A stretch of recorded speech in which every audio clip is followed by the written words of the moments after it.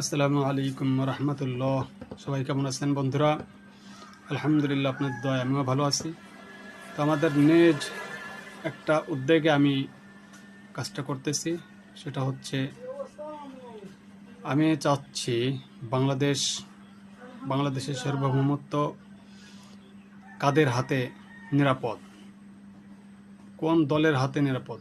আমরা আওয়ামী লীগ দেখছি, আমরা বিএনপিও দেখছি, আমরা জাতীয় পার্টি দেখছি। আমার মনে হচ্ছে আমি ইসলামিক দলগুলোকে একটু সুযোগ দিলে এরা আসলে বাংলাদেশের সার্বভৌমত্ব কিভাবে রক্ষা করে, কিভাবে আন্তরিকভাবে দেশের স্বার্থে, দেশের উপকারার্থে কতটুকু বাস্তবতা দেখাবে। আমি সবার কাছে অনুরোধ করব, আমরা একবার ইসলামিক দলগুলোকে দেখি। এই 54 বছর আমরা যে দলগুলোকে দেখেছি, তারা দেখছি দুর্নীতিতে চ্যাম্পিয়ন হয়েছে। একজন এমপি প্রার্থী যদি এমপি প্রার্থী উত্তীর্ণ হতে না পারে, সে কিন্তু চলে যায় বিদেশে, সে বাংলাদেশেই থাকে না, তার পরিবার বিদেশে।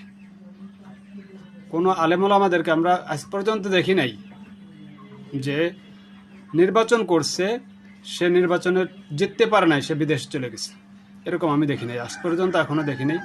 তো আমরা একটু আলেমুল আমাদের হাতে দেশটাকে তুলে দিই। এরা কিভাবে দেশের সার্বভৌমত্ব টিকিয়ে রাখতে পারে, আন্তরিকভাবে টিকিয়ে রাখবে, নাকি আসলে কথায় কাজ এক না, একটু ভিন্নতা আনে? আমরা এটা একটু দেখব।